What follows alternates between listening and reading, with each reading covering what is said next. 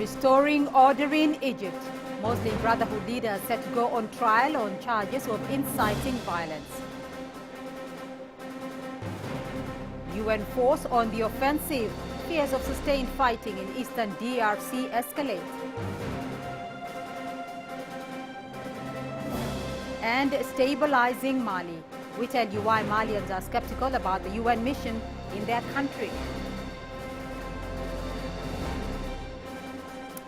This is Africa Live on CCTV News with me, Beatrice Marshall, in Nairobi. Also ahead in the next 30 minutes.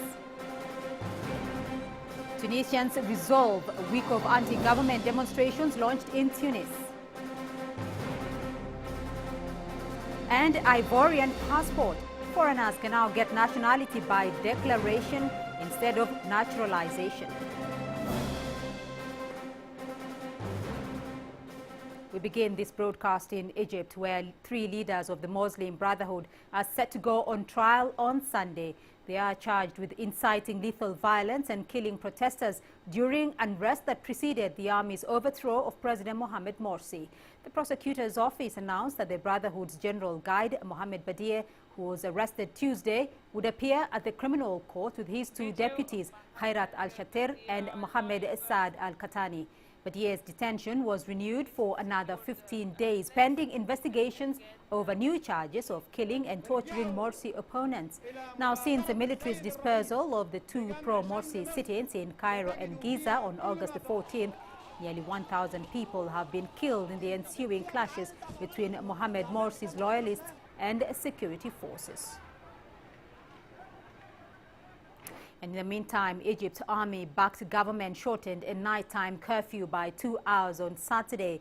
The cabinet announced that the curfew will last from 9 p.m. to 6 a.m. local time, except on Fridays, when it will still start at 7 p.m.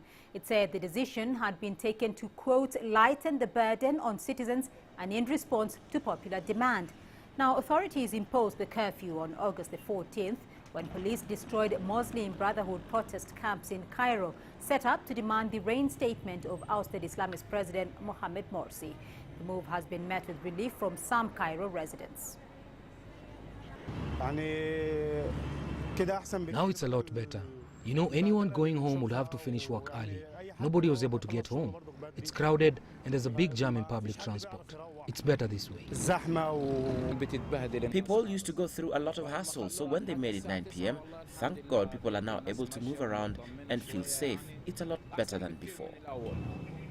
All right, let's get the latest now from CCTV's Yasser Hakim, who joins us live from Egypt's capital, Cairo. Yasser, a high-profile case there underway on Sunday. 3 members of the Muslim Brotherhood there on trial. What is the latest on that development?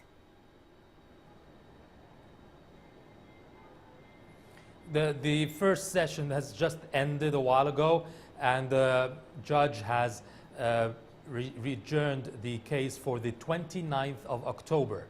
So it's over for today. He said that he is giving time for the defense to study the documents and to submit their words and their case on the 29th of October. By the way, the leaders of the Muslim Brotherhood were not allowed to attend the court. They were not there today, they were absent. And we were told it's because of security reasons. As you know, at the same time, there's the court case for the former President Mohamed Morsi. So it seems for security reasons, they had to keep the Muslim Brotherhood leaders away for today.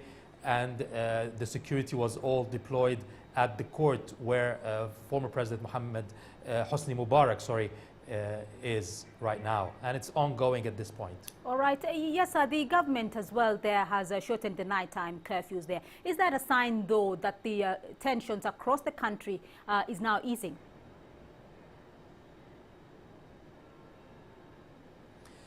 True. Even the last few days, the demonstrations by the Muslim Brotherhood were a lot weaker than before. The numbers were much smaller than before, much less, and not as much violence as before. It seems that the government has been cracking down on the leaders of the Muslim Brotherhood, and this way it has managed to avoid the deployment of large numbers of demonstrators in the streets, because those leaders were the ones who were managing to gather the numbers. And so it feels it's safe to shorten the curfew by another 2 hours for now, but only on Friday it will retain the 2 hours again, because the Muslim Brotherhood announced that it will call for a mass protest next Friday, the 30th of August. They're saying this is the big one that will topple the current leadership. They're saying 30th of August is a reply to the 30th of June demonstrations that toppled Mohamed Morsi. So for now, it's safer, the government sees it safe to shorten the curfew for now. All right, CCTV's Yasser Hakim joining us there from Cairo. Thank you. In the meantime, CCTV's reporter Robert Nagila has been following the court case against the Muslim Brotherhood leaders in Cairo. He sent us the following update. I'm inside the courtroom at the police academy where the trial of the spiritual leader of the Muslim Brotherhood, Mohamed Badir, was scheduled to start. However, we have witnessed some chaotic scenes here. Now, the judge walked in about 20 minutes ago and sat down, and the proceedings had just started. However, he cut them short because he said that journalists were creating some chaotic scenes and noise here, walked out and then came back in about 10 minutes later. Now, the trial started again. However, there was a lot of noise and some chaotic scenes coming from the background. The judge again called off the trial and stormed off. Now, Mohamed Badir, the spiritual leader of the Muslim Brotherhood, did not turn up for this particular session. We're not sure when the trial itself will continue or when Mohamed Badir himself will appear when the trial itself resumes. None of the Brotherhood leaders attended for security reasons. We hope that the next time they will attend so that we can go ahead with our defense. Now, outside the courtroom, there's a heavy security presence with soldiers on armored vehicles and riot police around the court building itself. However, contrary to expectations, there was no perimeter around the courtroom itself, and the area was not cordoned off, and traffic and life continues as normal. Robert Nagela, CCTV, Cairo. And staying in Northern Africa, thousands of protesters gathered outside Tunisia's National Assembly, demanding the ouster of the Islamist-led Ennahda government. Now, Saturday's rally comes amid political deadlock, a month after the assassination of opposition member of parliament Mohamed Brahmi, the second attack of this kind in 6 months. The opposition National Salvation Front, which organized the protest, says it marks the first day of a week-long campaign to bring down the government dubbed the Week of Departure. The opposition accuses Ennahda of failing to rein in Tunisia's hardline Salafist movement, mismanaging the economy and failing to improve living standards. Now, senior Ennahda members accuse the opposition of trying to mirror events in Egypt, saying their demands amount to an attempt to engineer a coup. Tunisia's powerful trade union has been mediating, but talks have made little progress. Ennahda indicated for the first time Thursday that it might agree to step down, having previously rejected the opposition's demand. But it stressed national dialogue between supporters and opponents of the ruling coalition needed to take place first. There is a deep crisis in the country. Hopefully, we can reach a consensus so that we can start a new phase. There are so many catastrophes that happened under Ennahda's rule. We have never lived through such things. And at 9 minutes past the hour, we'll take a short break here on Africa Live. Still ahead on the program. UN force on the offensive. Fears of sustained fighting in eastern DRC escalate.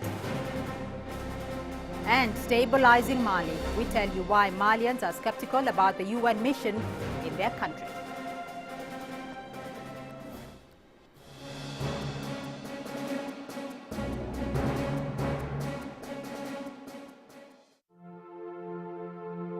I have a dream that my 4 little children will one day live in a nation where they will not be judged by the color of their skin, but by the content of their character. I have a dream today when all of God's children, black men and white men, Jews and Gentiles, Protestants and Catholics, will be able to join hands and sing in the words of the old Negro spiritual, free at last, free at last. Thank God Almighty, we are free at last.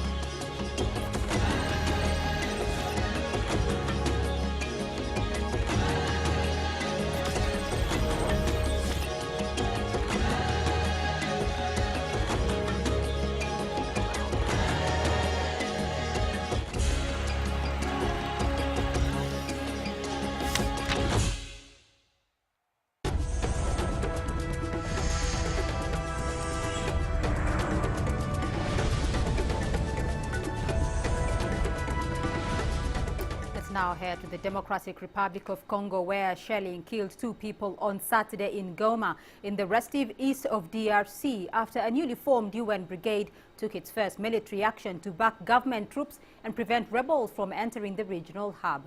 It was unclear who fired the shell that smashed into Goma's western neighborhood of Ndosho, sparking an angry reaction from residents who blocked access to vehicles, witnesses said. In the meantime, the South African presidency has said that South African soldiers deployed in the DRC will not be engaged in armed combat with the M23 rebels. South African National Defense Force troops form a part of a United Nations force being deployed in eastern DRC. Well, let's get more now on this developing story, and we're joined live by CCTV's Guy Henderson, who joins us there from Johannesburg. Guy, the South African National Defense Force there has denied that the intervention force was now engaging rebels. What's the clearer indication from where you are?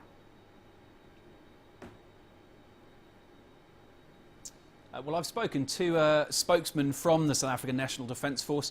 Yes, they had denied engagement, but now they're saying that they have engaged rebel forces in eastern DRC as part of this UN offensive brigade. But the spokesman for the South African National Defence Force stressed that at this stage the engagement was only limited. We understand that rebel forces began over the course of the weekend to shell both the UN military brigade's compound as well as a nearby military compound for Congolese government forces, and that on those grounds the UN military commanders saw it fit to respond in kind, but they said only at this stage in self-defence, that they were just holding a defensive line and that they weren't at this stage advancing. We also understand that one South African member of this force has sustained minor injuries. The spokesman did also point out that he believed at this stage that these rebel forces were now trying to intentionally draw in this UN force and engage them in a wider and more direct confrontation for the first time. Well, Guy, what are the rules of engagement here, though? Can't the advance force there, you know, what happens if they are attacked? What can they do?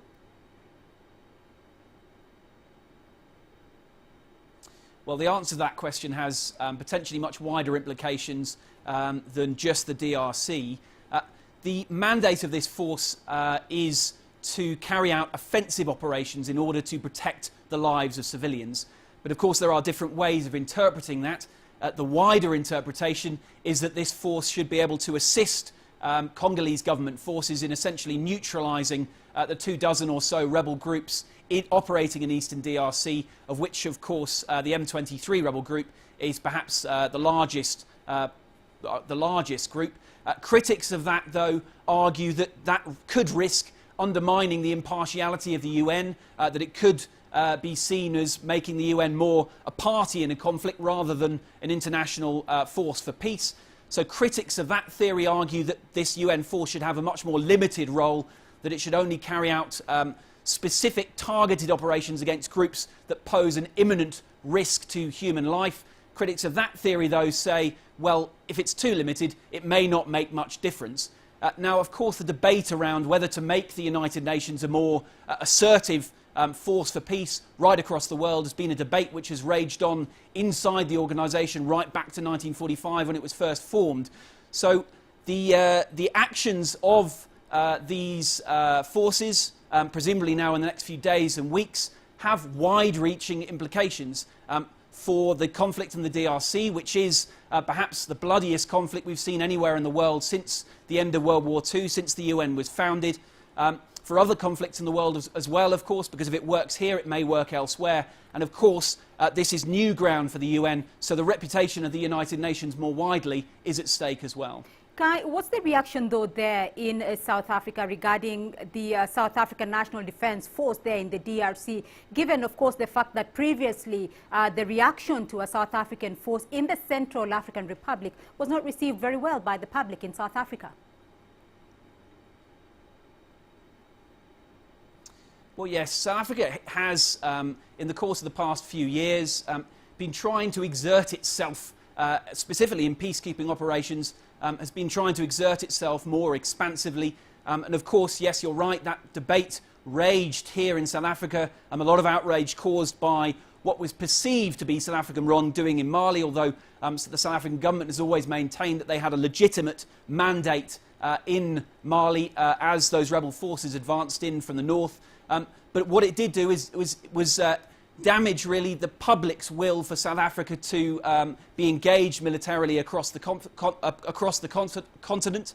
Of course, at this stage, there has only been one minor injury, but one of the big risks of this UN force is that it is offensive, and therefore there are likely to be higher casualties than if it was just a more neutral peacekeeping force, and that could begin to sap the political will and the will amongst the public for this more expansive South African role in peacekeeping across the continent. All right, Guy Henderson joining us there live from Johannesburg. Thank you for your insights. Now to Mali, where a United Nations mission is underway and is likely to involve state building as much as peacekeeping. Now this comes as France winds down its military operations in the Sahel state after containing an Islamist rebellion in March of last year.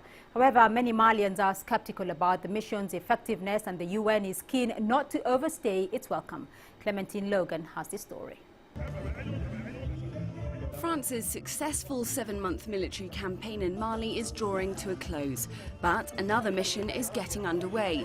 Paris is keen to wrap up Operation Serval, which quashed an Islamist rebellion in the north.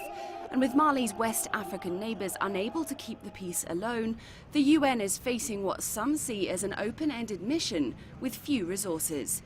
It's still unclear how long the 12,600 peacekeeping force will stay, and doubts have been cast over its ability to re-establish the government in the north and hand over responsibility to the Malian army. Of course, the UN action has limitations in terms of material, in terms of human resources, in terms of logistical support. But I think in the long run, with the support of the international community, we will overcome those issues. Tuareg separatists and Islamist rebels seized 3 northern regions following a coup in March last year. The crisis exposed the country's deep divisions and broken political system. But the UN says it's only here to assist and that Mali will solve its own problems. The national actors have to play an important role in this. So the role of the UN, in my understanding, is to accompany this process, which has to be a national process. However, with the threat of Islamist rebels gone, some are wary of foreign meddling and are questioning the need for a massive UN presence. We don't want foreigners to stay for a long time because any foreign military or soldiers in another country can bring a lot of problems. Having seen past experiences, we don't want MINUSMA to continue here in its present form. It's ineffective. It consumes the UN budget. But most of all, it's not good for the Malian people. One group in that building and one group at that. Under a ceasefire deal with the Tuaregs in June, the Malian army has returned to the north, but is ill-equipped. Efforts to reform the army are underway. An EU contingent is nearing the end of a mission to train roughly half of its fighting force of 6,000 men. The 1st Battalion is already deployed to 3 towns in northern Mali under the supervision of French troops. Some are questioning the need for a UN presence at all. President Keita has said little about the UN mission, but his campaign stressed the need to prepare for its departure at some point. The UN is not here to stay. It is there to accompany a process. And I think if there is ownership from the actors of this process, and there is a political willingness from the actors to really go into this process and to solve the issues, there is no way the UN would stay longer than, I don't know, but it is not here to stay. Some UN officials say they're confident the mission would strike the balance between allowing Mali to get back on its feet while not overstaying its welcome. Clementine Logan, CCTV. And we'll take another short break here on Africa Live. Still ahead on the program.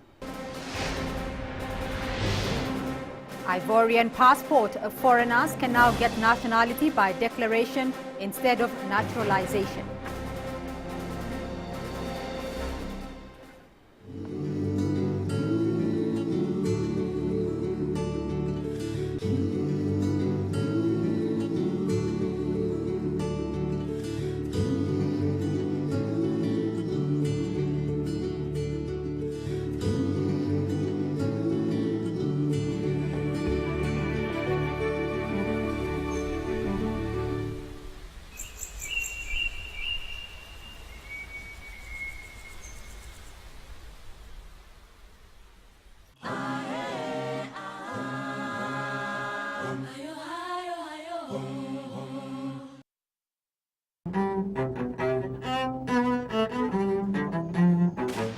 And I think Nelson Mandela forced us to really examine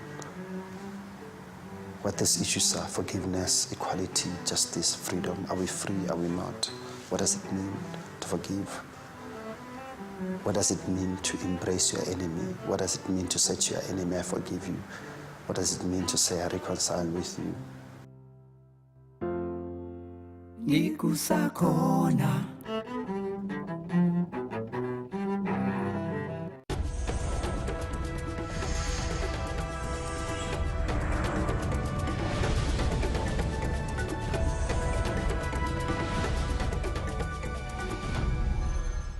To Madagascar now, where Friday saw transitional President Andry Rajoelina insist he will step down after the country's presidential election later this year, following a court's decision to ban him and two other leading presidential hopefuls from running. Now, this came after the Electoral Commission and the United Nations announced on Thursday that the first round of the presidential election would take place on October the 25th, followed by a possible runoff and legislative elections on December the 20th. But what do these controversial elections mean for the people of Madagascar? Robert Soy with that report. Madagascar is currently in a deep political crisis. President Marc Ravalomanana's government had become an object of hatred for many because of widespread bribery and corruption. There were violent demonstrations, and in 2009, Andry Rajoelina, who was backed by the army, ousted the unpopular ruler and declared himself the new interim president. The former mayor of the capital, Antananarivo, promised swift elections, but that promise has yet to be fulfilled. Nearly 90% of the population are currently living below the poverty line, with a daily consumption of less than $2.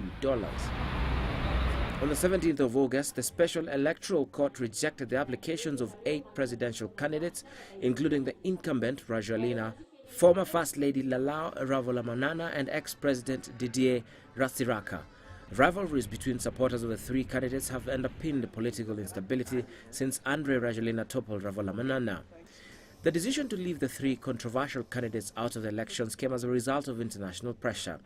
The South African Development Community SADC and the African Union had repeatedly said they would not support or recognize the elections if the 3 candidates remained in the race. The SADC and the European Union also threatened to impose sanctions. The interim president bowed to the pressure. Many welcomed this news and are now looking forward to the elections.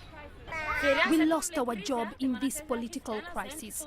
We hope this year we will have the election. We need to accelerate the election because the life of the Malagasy people is extremely tough. Others are already doubtful that Madagascar will change after the elections. Maybe there'll be an election, but that won't change people's lives. Now it is already Cold War. There will be no election on the coming October 25th. The presidential election is scheduled for October 25th. It will be the first held in Madagascar since Ravalomanana was removed from power. Robert Soy, CCTV. The parliament in Côte d'Ivoire on Tuesday adopted a law on the acquisition of nationality. Now, this new law will allow thousands of foreign nationals to benefit from the Ivorian nationality by declaration instead of the previous naturalization procedure. CCTV's Desiree Cannon tells us more. According to this law, people born in Côte d'Ivoire to foreign parents under 21 by December 29, 1961 are declared Ivorians.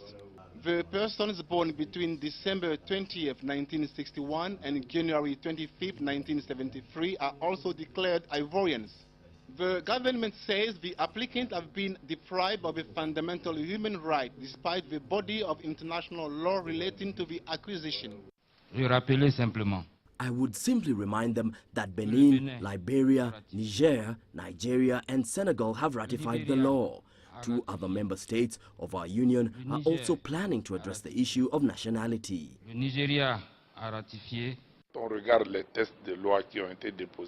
The draft law introduced to Parliament does not respect the principles of naturalization procedure. A foreigner can become Ivorian by naturalization. He may also become Ivorian through marriage. But all these people do not meet the criteria.